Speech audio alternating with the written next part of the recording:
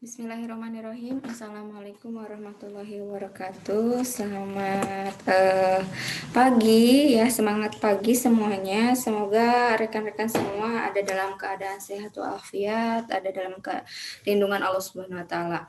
Oke, rekan-rekan, alhamdulillah kita berjumpa kembali di mata kuliah Geografi Penduduk ya.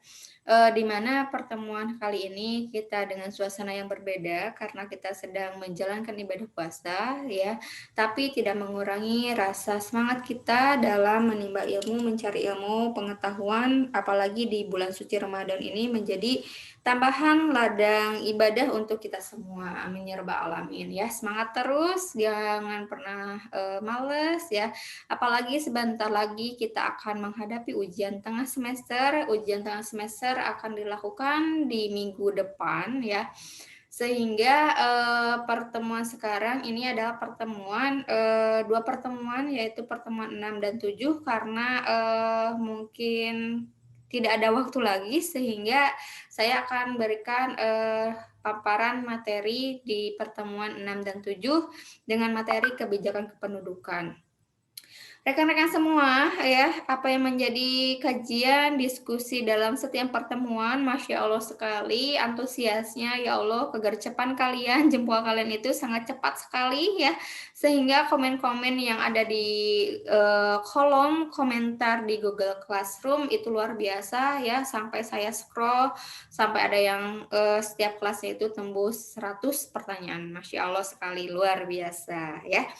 Oke rekan-rekan, dari setiap pertemuan yang disampaikan materi-materi terkait pada geografi penduduk ini sudah kita bahas. Nah, di sini materi lanjutannya yaitu terkait pada suatu kebijakan. Sebelum kita masuk pada kebijakan kependudukan, nah kita mengulas dari materi yang sudah disampaikan sebelumnya terkait pada dinamika kependudukan yang dimana penduduk mengalami suatu perubahan. Dalam perubahan tersebut, banyak sekali kita terbentur dengan masalah-masalah yang dihadapi terkait pada kependudukan.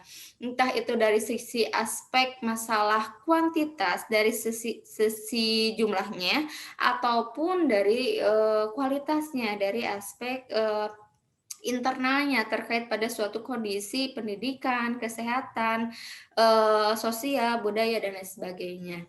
Nah, dalam suatu permasalahan pada suatu kependudukan, di sini kita akan memberikan apa istilahnya ya, solusi-solusi dari setiap permasalahan-permasalahan yang dihadapi dalam kependudukan.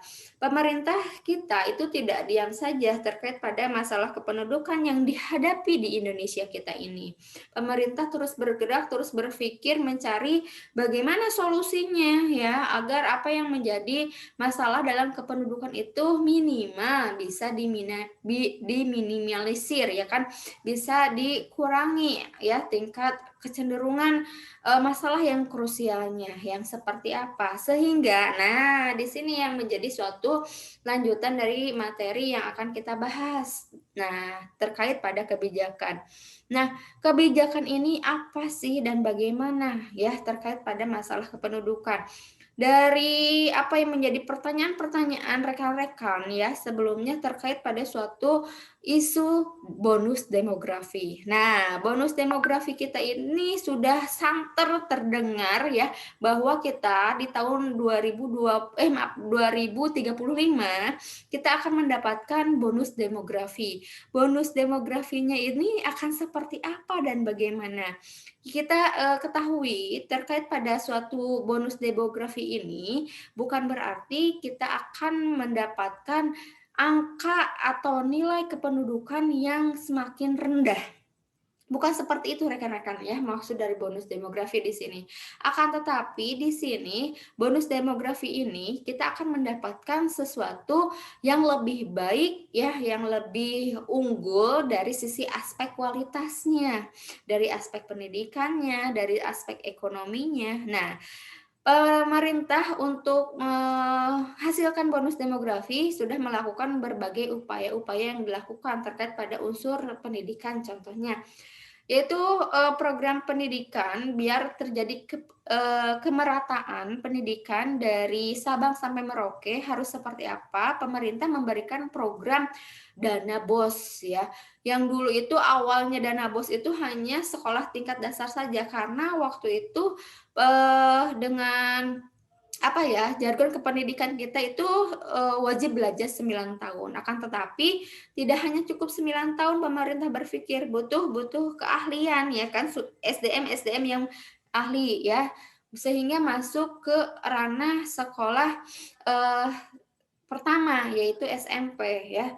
Tapi tidak hanya cukup di sana saja ya, masuk ke SMA atau SMK. Apalagi sekarang didukung, pemerintah itu lebih mengutamakan pada sisi bidang aspek pendidikan keahlian, yaitu kejuruan atau SMK. Nah, seperti itu salah satu contohnya terkait pada suatu kebijakan. Oke, saya akan share screen terkait pada materi yang akan disampaikan pada hari ini, yaitu terkait pada materi kebijakan kependudukan. Nah, sering kan kita mendengar terkait pada kata kebijakan, bijak ya.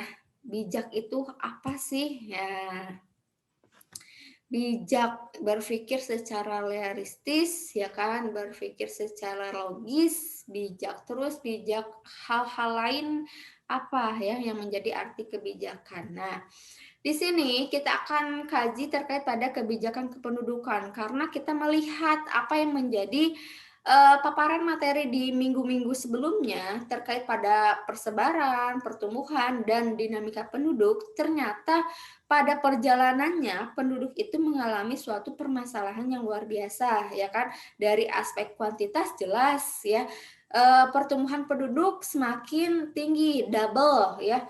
Nah, sehingga mengakibatkan overpopulation ya, dan akhirnya di sini penduduk mengalami suatu persebaran penduduk. Nah, persebaran penduduk ini pun menjadi suatu permasalahan dalam kependudukan. Kenapa terjadi suatu permasalahan? Karena dilihat kita mengkaji pada negara kita yang notabene-nya negara Indonesia itu merupakan negara kepulauan. Sehingga apa yang menjadi kemerataan kependudukan itu tidak sama setiap pulaunya, setiap daerahnya, setiap wilayahnya. Apalagi didukung dengan ketersediaan sumber daya alam yang ada. Itu berbeda setiap wilayahnya. Karena setiap wilayah A dan B itu akan memiliki keunggulan dan ciri khas yang masing-masing. Oke, kita bahas terkait pada kebijakan kependudukan. Nah, di sini kebijakan kependudukan adalah kebijakan yang ditunjukkan untuk mempengaruhi besar komposisi, distribusi, dan tingkat perkembangan penduduk. Sehingga muncul adanya suatu kebijakan-kebijakan ini untuk apa istilahnya meminimalisir apa yang menjadi permasalahan dalam kependudukan ya. Sehingga apa yang menjadi pengaruh di dalamnya itu sangat berpengaruh sekali, sangat keterkaitan sekali. Nah, ini dalam Elibu Bergman Harvard University bahwa kebijakan penduduk itu sebagai tindakan-tindakan pemerintah untuk mencapai suatu tujuan di mana di dalamnya termasuk pengaruh dan karakteristik penduduknya. Nah, upayanya seperti apa dan bagaimana agar apa yang menjadi kondisi permasalahan dalam pendudukannya yang ada di kita ini itu bisa kita atasi dan kita selesaikan. Nah, disinilah ada upaya yang harus kita lakukan. Tindakan-tindakannya harus seperti apa. Nah, karena ini sifatnya universal, otomatis dalam aspek kependudukan ini kita dinaungi oleh pemerintah ya, tidak perorangan. Nah, atau ada sisi lembaga instansi yang berwenang di dalamnya ya kan, karena pemerintah itu tidak hanya berdiri sendiri mengatur masalah kependudukan, tetapi pemerintah juga memiliki ya kan istilahnya apa ya? Istilahnya orang-orang atau lembaga-lembaga terkait atau instansi terkait untuk mengatasi permasalahan pendudukan. Tidak semua apa yang menjadi masalah kependudukan itu toh dalam satu elemen pemerintah saja, tapi dipecah. Masalah kesehatan oleh siapa nih? Oleh Dinas Kesehatan. Dari sisi aspek apanya? Dari sisi aspek sarana prasaranya masuk bagaimana? Terus dari angka kelahiran semakin tinggi, kita bernaung kemana? Oh, ada instansi terkait BKKBN yang mengaungi pada program keluarga berencana harus seperti apa. Terus dari sisi aspek pendidikannya rendah, ayo dinas pendidikan di mana. Nah, itu jadi ada orang-orangnya ya yang bisa mengatasi hal-hal permasalahan tersebut. Nah, kebijakan kita sering kenal ya, kebijakan kependudukan atau population policy ya adalah semua tindakan pemerintah atau organisasi formal lainnya untuk mempengaruhi perubahan dalam kependudukan.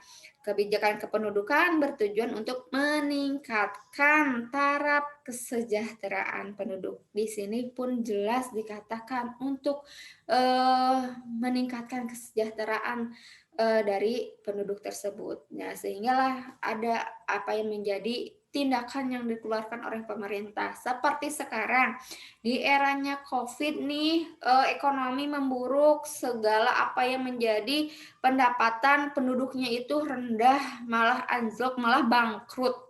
Sehingga, tindakan yang dilakukan pemerintah untuk meningkatkan kesejahteraan dari penduduknya itu mengeluarkan suatu program adanya bantuan, misal contoh terhadap usaha kecil menengah, bantuan UMKM ya, yang dimana didistribusikan kepada orang-orang atau penduduk yang memiliki industri-industri ya, home industry.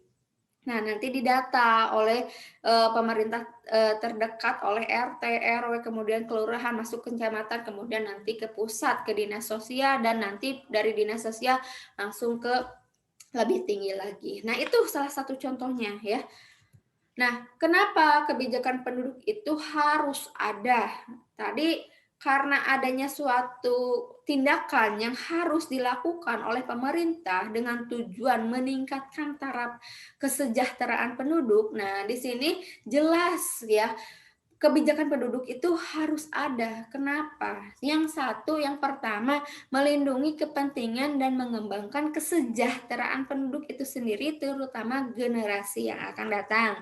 Yang kedua, memberikan kemungkinan bagi tiap-tiap orang untuk memperoleh kebebasan yang lebih besar guna menentukan apa yang terbaik bagi kesejahteraan diri, keluarga, dan anaknya. Dan yang ketiga, kebijakan harus diarahkan untuk meningkatkan kualitas hidup penduduk itu sendiri. Nah, di sini kenapa kebijakan itu ada? Jelas dengan tujuan yang paling utama adalah mensejahterakan, memperbaiki kondisi dari penduduk negara kita. Nah, disinilah karena tanpa ada penduduk negara tidak bisa terbangun, ya kan? Tidak ada negara ya harus seperti apa ya. Nah, kita harus bisa memakmurkan penduduk ya dengan tujuan perkembangan dari suatu peradaban dari suatu negara harus makin maju, harus makin lebih baik lagi. Dengan upayanya apa? Mensejahterakan dari rakyat-rakyatnya ya. Kita melihat dari sisi aspek apa? Kualitas ya. Kualitasnya seperti apa? Apabila penduduk sudah terbangun kualitas yang baik, ya nanti ke depannya akan terbentuk negara yang baik pula. Kalau misalnya penduduk dengan kualitas rendah, ya negara pun akan menjadi rendah. Jadi upayanya yaitu harus dibangun dari stakeholder yang paling terbawah ya untuk bisa mengangkat suatu keunggulan-keunggulan yang ada di dalam kondisi lingkungan kita. Nah, masalahnya di sini di saat kebijakan itu ada untuk meningkatkan kesejahteraan dari setiap individu atau masyarakat atau penduduk. Nah, di sini banyak berbenturan dengan suatu kondisi masalah yang dihadapi. Ya, seperti banyak kasus di Indonesia, di kita. Situasi kependudukan di Indonesia saat ini dinilai masih kurang menguntungkan. Kenapa demikian? Ya, kita bisa melihatlah, membaca bagaimana kondisi kondisi faktual di lapangan. Di saat pemerintah mengeluarkan suatu kebijakan untuk peningkatan taraf hidup dari masyarakatnya, yaitu dengan memberikan bantuan, entah itu PKH, entah itu bantuan pada usaha-usaha mikro, entah itu apapun, tapi masyarakat tidak memanfaatkan semaksimal mungkin dari bantuan tersebut. Nah, kenapa? Di saat tujuannya pemerintah untuk membangun usaha mikro masyarakat, tapi di saat udah diterima uang tersebut, bantuan tersebut, mereka bukan digunakan untuk berusaha, yang ada hanya foya-foya, sehari langsung habis. Di saat terima bantuan langsung pergi ke pasar, langsung pergi ke mall, berbondong-bondong belanja ya kan. Padahal pada saat perjuangan untuk mendapatkan uang tersebut, Masya Allah ya, saya juga lihat, merasakan berdesak-desakan, antri panas-panasan di bank ya kan, sampai ada yang pingsan. Apalagi pada masa pandemi sekarang sampai ada yang terpapar dari COVID. Nah, itulah masalah di kita ya, kualitas kita itu kurang baik ya kan di sini, sehingga apa yang menjadi kondisi nilai dari kualitas di Indonesia itu masih kurang menguntungkan, baik dari berkaitan kuantitas, kualitas, administrasi maupun mobilitas. Inilah kita ya, dengan luar biasa keanekaragaman dari rakyat kita, penduduk kita yang luar biasa ya kan. Banyak sekali masalahnya. Ternyata masalahnya bukan negara, tapi diri kita ya yang menjadi masalah. Nah, ayo dari sekarang kita mulai dari diri sendiri, perbaiki apa yang menjadi kekurangan kita, ya kan?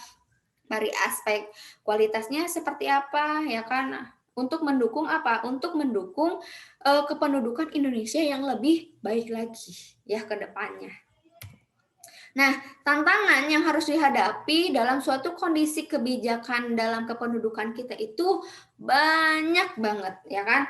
Tantangan yang dihadapi yaitu terkait pada sosial. Kita manusia sebagai makhluk sosial banyak sekali gagasan, ide-ide, pola pikir, apalagi dibenturkan dalam suatu kondisi adat istiadat, budaya, dan lain sebagainya. Karena kita itu masih kuat dengan unsur budaya yang kita anut ya kan, sehingga apa yang menjadi pemahaman di saat kondisi kebijakan pemerintah yang diberikan ke rakyat untuk meningkatkan kesejahteraan rakyat akhirnya terabaikan begitu saja ya kan, dengan kondisi-kondisi luar biasa. Seperti contoh nih, terkait pada suatu kondisi pernikahan dini. Nah, pernikahan ini sudah dibahas sebetulnya ya di pertemuan minggu lalu. Kondisi sosial di kita itu terlalu kuat dengan pembicaraan orang lain, pembicaraan tetangga, pembicaraan masyarakat. Di saat kita wanita sudah berusia 20 tahun tidak memiliki pasangan, kita itu diomongkan, dibicarakan. Ih, ya, si Tine belum punya pacar, jomblo, telaku, parawan tua. Itu satu. Itu menjadi suatu hal yang luar biasa. Akhirnya, apa yang menjadi kebijakan dari pemerintah untuk meningkatkan taraf hidup kesejahteraan masyarakat itu terabaikan. Adanya undang-undang peraturan terkait pada batas usia menikah. Karena desakan masyarakat seperti itu, akhirnya yang harusnya dalam peraturannya itu minimal wanita itu menikah usia 24 tahun, tapi didesak dengan cibiran masyarakat, akhirnya ya ada yang datang ke rumah untuk mengajak nikah, akhirnya ditikahkan anak tersebut. Nah, itu ya kondisi-kondisinya. Terus tantangan lainnya ekologi lingkungan kita ya, apalagi didasarkan pada ketersediaan sumber daya alam yang ada, sehingga apa yang menjadi kondisinya ini sangat sulit sekali ya kan, karena kita tidak bisa memaksakan di saat di suatu daerah ingin sama dengan daerah lain tidak bisa, karena setiap wilayah atau daerah memiliki ciri khas atau karakteristik yang berbeda. Nah, terkait pada persebaran penduduk yang tidak merata, adanya suatu ketimpangan, kenapa di Jawa itu lebih padat dibandingkan Pulau Kalimantan. Nah, ini dari sisi ekologinya, dari sisi lingkungannya. Kita itu tidak sama Jawa dengan Kalimantan, ya kan? Oke, Kalimantan kaya akan daerah perairan karena dikelilingi oleh air, oleh sungai-sungai. Tapi di Jawa itu dengan dominan dari kondisi wilayah topografinya yang daratan, sehingga memudahkan aksesibilitas, ya, mudah kemana saja dengan kondisi perjalanan darat, ya. Terus resikonya kecil dan lain sebagainya. Nah, di saat ada kondisi program kebijakan kependudukan transmigrasi ke Kalimantan, mereka itu ya tidak betah, akhirnya kembali lagi ke kita, ke Jawa. Terus tantangan lainnya terkait pada ekonomi, ya ekonomi pun menjadi suatu tantangan yang luar biasa, ya. Ada istilah seperti ini, ada uang, abang saya nggak ada uang, abang tendang, ya kan gitu. Nah, dalam kondisi ekonomi masyarakat pun demikian, mereka mencari kondisi ekonomi yang lebih baik, ya kan. Di saat ekonomi di suatu wilayah itu kurang, pasti mereka itu berpikir melihat segala potensi yang ada di wilayah-wilayah lainnya. Akhirnya memutuskan pada suatu kondisi mereka itu melakukan mobilitas, melakukan migrasi, melakukan urbanisasi. Nah, itulah kondisinya. Akhirnya apa yang menjadi kebijakan dalam suatu kependudukan itu sulit, harus seperti apa ya memecahkannya. Ini sebagian tantangan yang dihadapi dalam suatu kondisi kebijakan kependudukan. Sebetulnya dari sisi lain banyak banget, ya kan, belum lagi dari kesehatan, belum lagi dari pendidikan, ya, dari politik, apalagi kalau dikaitkan dengan politik, sangat liar sekali, puyeng, ya kan. Nah, seperti itu. Selanjutnya, dalam suatu perkembangan nih, terkait pada suatu jumlah penduduk dunia. Perkembangan jumlah penduduk dunia itu dari waktu ke waktu mengalami suatu peningkatan. Semakin banyak, tidak hanya double, mungkin triple, ya kan. Nah, perkembangan penduduk dunia sangat erat kaitannya dengan perkembangan peradaban manusia. Jelas banget ya. Di saat penduduk dunia bertambah, otomatis apa yang menjadi pola pikir dari suatu kondisi peradaban dunia pun menjadi berubah.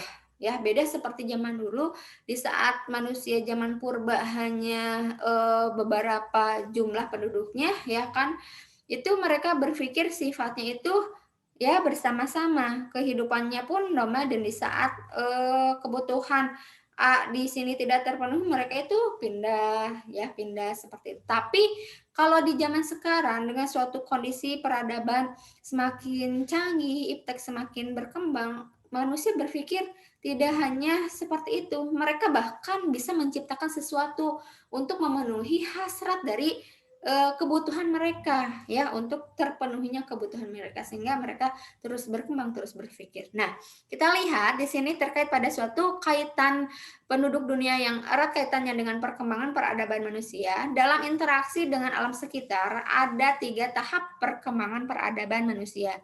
Yang pertama, zaman ketika manusia mulai mempergunakan alat-alat dalam kehidupannya, ya biasa. Dulu itu hanya sebatas ya batu, ya kan, kayu, terus untuk menghasilkan api mereka menggosok-gosok batu, ya kan, dan lain sebagainya.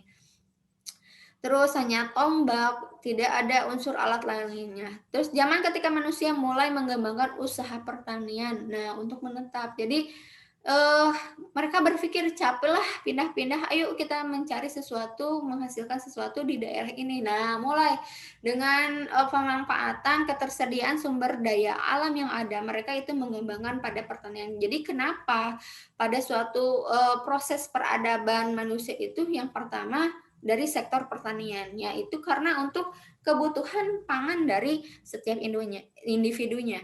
Kemudian yang ketiga, zaman mulanya era industrialisasi berkembangnya kota-kota sebagai permukiman manusia. Nah, mulai di sini pada peradaban manusia yang semakin canggih, semakin modern, mereka berkembang, alat-alat semakin canggih, muncul pabrik-pabrik, muncul berbagai macam kondisi alat-alat yang sifatnya mesin, dan mereka pun mengeksplor apa yang menjadi pengetahuan mereka untuk memenuhi kebutuhan dari kehidupan mereka. Nah, itulah yang menjadi suatu tahapan perkembangan peradaban manusia yang disesuaikan dengan perkembangan pendudukan. Nah, tantangan sosialnya kita melihat pada suatu kondisi pengendalian kelahiran harus seperti apa. Kemudian penurunan tingkat kematian harus bagaimana. Perpanjangan harapan hidup yang seperti apa dan bagaimana ya. Penyebaran penduduk yang serasi dan seimbang, pola urbanisasi yang lebih berimbang dan merata. Nah, itulah yang menjadi suatu kondisi tantangan sosial dalam suatu kondisi kuantitas kependudukan ya, agar menciptakan penduduk yang semakin unggul, semakin baik dan semakin terarah ya, seperti itu. Nah, penyebaran penduduk, kita melihat bahwa luas Pulau Jawa itu sebetulnya kecil banget sih dari luas seluruh wilayah Indonesia. Luas Pulau Jawa itu hanya 7%, tapi penduduk yang menghuninya itu 60%. Bayangkan ya, bukan oper lagi ini ya, sudah ketimpang berapa ya, luar biasa. Kan tetapi kita lihat Pulau Kalimantan yang luasnya itu 18% dari seluruh luas wilayah Indonesia, penduduknya cuma 5%. Logor keneh ya, mau dibikin apapun bisa. Jadi kenapa pemerintah kita apa sih istilahnya berpikir untuk memindahkan ibu kota dari Jakarta ke Kalimantan. Dan mungkin dari sebagian kalian pun tahu bagaimana perkembangan perpindahan ibu kota tersebut, sampai Pak Gubernur pun ya, Pak Ridwan Kamil memposting di Instagramnya terkait pada proyeksi perkembangan ibu kota di Kalimantan. Nah, silahkanlah ya, kalian bisa study literasi terkait hal tersebut. Nah, langkah strategi yang sinergi dalam penyelesaian kebijakan kependudukan, kita melihat pada suatu sektor dalam penyelesaiannya itu apa saja. Yang pertama, kita harus mengidentifikasi, koordinasi, sinkronisasi peraturan-peraturan perundangan yang berkaitan dengan kependudukan lintas sektor dan lintas daerah. Jadi kita itu harus menganalisis dulu kebijakan kependudukan itu sebetulnya cocok enggak sih diterapkan di wilayah A, karena kita tadi melihat dari sisi aspek geografis, kondisi wilayah kita itu beraneka ragam ya kan, bermacam-macam dengan potensi dan karakteristik yang khas yang dimiliki setiap daerahnya. Apakah dari kebijakan kependudukan yang keluar dari pusat itu cocok bisa diterapkan di Tasikmalaya atau bagaimana? Dengan kondisi Tasikmalaya itu adalah dikenal dengan kota santri. Kota santri dengan ya kuatnya agama, mereka berpikir bahwa nggak usah KB itu haram. Nah, atau dengan pola pikir biarkanlah ya, Allah lah yang memberikan rezekinya masing-masing terkait pada suatu peningkatan angka kelahiran. Jadi harus disesuaikan harus seperti apa, dan bentuk penyelesaian terkait pada suatu kebijakan permasalahan tersebut itu harus seperti apa, cocok atau tidak. Yang kedua, koordinasi, sinergi, rekonsiliasi dalam implementasi program yang berkaitan dengan lintas sektor dan daerah, yang dimana kesemuanya itu harus bisa mencakup pada sisi aspek kuantitas, kualitas, mobilitas, dan data informasi kependudukan. Jadi harus terperinci, harus akurat mungkin agar apa yang menjadi celah permasalahan yang akan timbul di kemudian hari itu bisa teratasi, bisa tercegah, bahkan tidak sama sekali terjadi. Jadi harus bisa apa yang menjadi kekuatan pemerintah dalam mengeluarkan suatu tindakan itu harus kuat. Jangan sampai terlena, terkecoh, atau istilah kalau budaya kita kan karena budaya Timur ya ada rasa kekeluargaan, gotong royong, cinta kasih meskipun itu dengan orang lainnya yang tidak kita kenal itu kita sangat kuat sekali. Jadi kenapa ya banyak sekali orang-orang Indonesia itu mudah tertipu, mudah tergiur. Nah, inilah kondisinya. Jadi harus bisa disesuaikan ya terkait hal-hal tersebut. Nah, isu dalam strategis yang perlu diperhatikan, nah di sini terkait keterkaitan penduduk dan pembangunan berlanjutan. Alasannya harus seperti apa? Karena kita melihat suatu faktor dinamika kependudukan merupakan salah satu faktor penentu keberhasilan pembangunan keberlanjutan. Nah, yang dimana faktor tersebut kita sudah mengetahuinya yaitu terkait pada kelahiran, kematian, dan migrasi.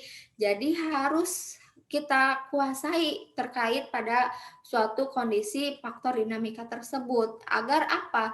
Agar apa yang menjadi tindakan yang harus dilakukan itu tepat sasarannya, tepat tujuannya dan kita akan mendapatkan goal yang kita harapkan dalam suatu kependudukan. Jangan sampai ya kita berlakukan suatu kebijakan terkait misal migrasi, tapi tetap ya kan adanya pembatasan migrasi ke Indonesia atau penduduk kita ya keluar melakukan emigrasi, tapi nyatanya seperti apa? Masih ada ranah-ranah yang bermain belakang ya kan seperti itu, meloloskan imigran-imigran. Nah, seperti itulah kondisinya ya.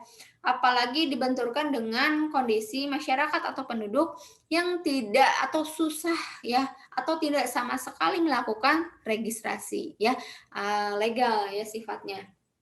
Nah, itu maaf ilegal ya kan karena istilahnya ya, menyusup ya seperti itu. Nah, harus kita pahami hal itu. Nah, kemudian yang kedua isu strategis yang perlu diperhatikan yang kedua terkait pada kualitas penduduk dan penyiapan generasi mendatang. Tujuannya untuk apa? Membangun kependudukan terkait erat dengan pembangunan kualitas SDM. Terus yang kedua pembangunan SDM menjadi isu sentral dalam pembangunan nasional. Nah, inilah ya kita harus bisa bersinergis dalam mencapai suatu strategi yang ingin kita capai agar kita mencapai goal ya, goalnya seperti apa.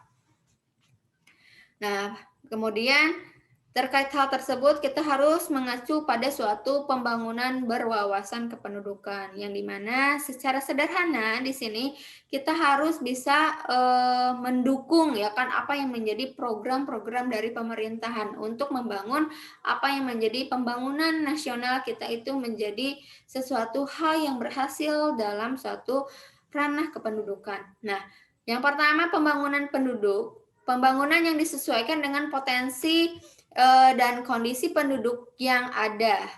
Penduduk harus dijadikan titik sentral dalam proses pembangunan. Penduduk harus dijadikan objek dan subjek dalam pembangunan. Pembangunan adalah ya oleh penduduk dan untuk penduduk. Jadi tidak ada istilah mementingkan kepentingan pribadi. Nah, kita membangun suatu kondisi pembangunan yang ada di desa ya, itu tidak berlandaskan untuk kepentingan pribadi sebagai kepala desa, tapi untuk bersama, untuk masyarakat, untuk penduduk. Yang kedua, pembangunan sumber daya manusia. Pembangunan lebih menekankan pada peningkatan kualitas sumber daya manusia dibandingkan dengan pembangunan infrastruktur semata-mata. Jadi di sini kita harus bisa apa ya istilahnya membagi, tidak bisa apa yang menjadi pembangunan infrastruktur itu beriringan dengan pembangunan SDM kita ya karena itu membutuhkan treatment yang berbeda. Sumber daya manusia itu lebih pada aspek mentalitas dari suatu penduduk yang berkaitan pada kualitas ya, pendidikan, kesehatan dan lain sebagainya. Nah, tapi dalam infrastruktur sama mementingkan kualitas ya, kualitas yang lebih baik ya kan dari sisi aspek bangunannya, kekokohannya dan lain sebagainya. Itu pun untuk kepentingan dari masyarakat, dari penduduk untuk ya kesejahteraan ya kan, untuk memudahkan mobilitas dan lain sebagainya ya kan. Nah, di sini pun harus bisa kita saling menguatkan, saling bersinergis, jangan sampai adanya suatu ketimpangan yang akhirnya apa? Memunculkan suatu permasalahan, ya kan? Memunculkan suatu permasalahan apa? Tadi ingin memajukan pembangunan sumber daya manusia (SDM) yang kita miliki terkait pada suatu sektor pendidikan. Nah, dana ini harus jelas ya kan, khusus untuk pendidikan. Jangan sampai dari sisi aspek pendidikan ada pembangunan ya kan, ada hal-hal lainnya sehingga maksimal dari suatu unsur hal tersebut kurang optimal ya kan. Jadi harus bisa diupayakan sedemikian rupa ya.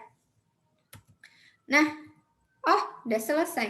Nah, seperti itu rekan-rekan dari ke suatu materi paparan kebijakan kependudukan yang harus kita pahami betul bahwa dalam suatu kondisi permasalahan yang ada dalam kependudukan itu harus kita bisa selesaikan. Yang pertama, kita harus bisa mendukung apa yang menjadi program kebijakan pemerintah yang menjadi upaya dari suatu tindakan untuk apa istilahnya, untuk meminimalisir apa yang menjadi permasalahan dalam kependudukan.